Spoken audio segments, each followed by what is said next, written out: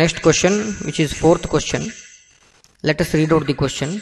Convert 90 centimeter of Hg to absolute pressure in kilopascal if the barometer reads 760 mm of Hg. Here he has asked you to calculate pressure in kilopascal, that is absolute pressure in kilopascal if the barometer reads 760 mm of Hg.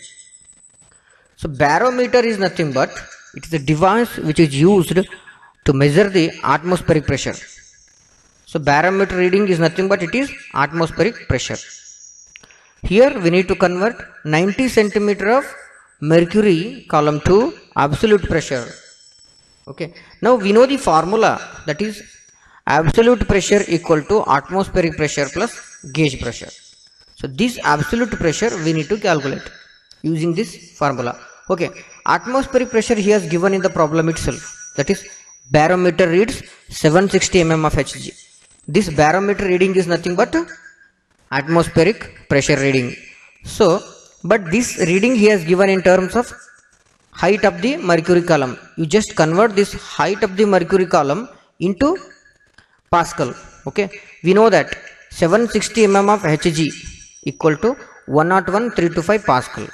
Now, so atmospheric pressure we know, which is already given. Now we need to find out gauge pressure. How to find out gauge pressure?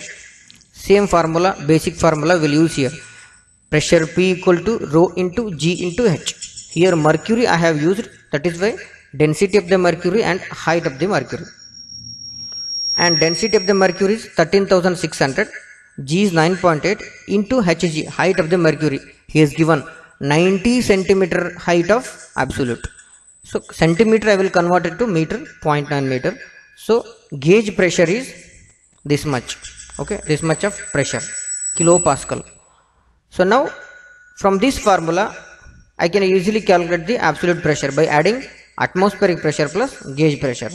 So absolute pressure equal to atmospheric pressure plus gauge pressure, and absolute pressure is 221.39 kilopascal. Okay. Okay.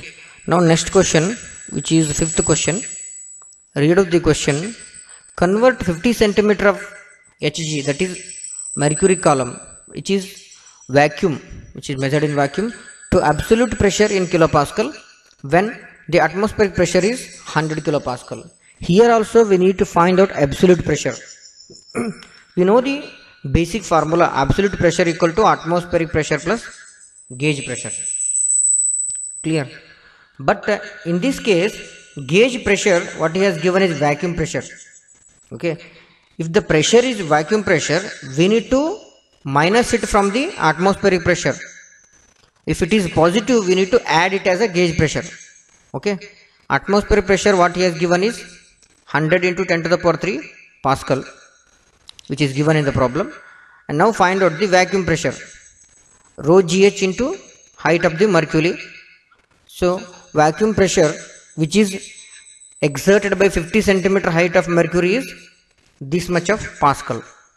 Now we know both atmospheric pressure plus this gauge pressure or vacuum pressure. So vacuum pressure is this much of Pascal. So absolute pressure equal to atmospheric pressure minus vacuum pressure.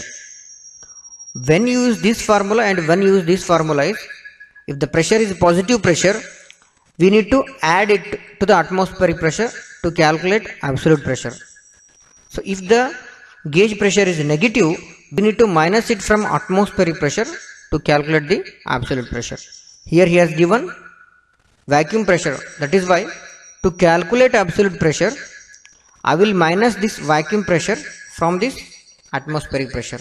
Atmospheric pressure is 100 into 10 to the power 3, that is 10 to the power 5 Pascal, minus vacuum pressure is this much. So totally absolute pressure is 33.2 kilopascal.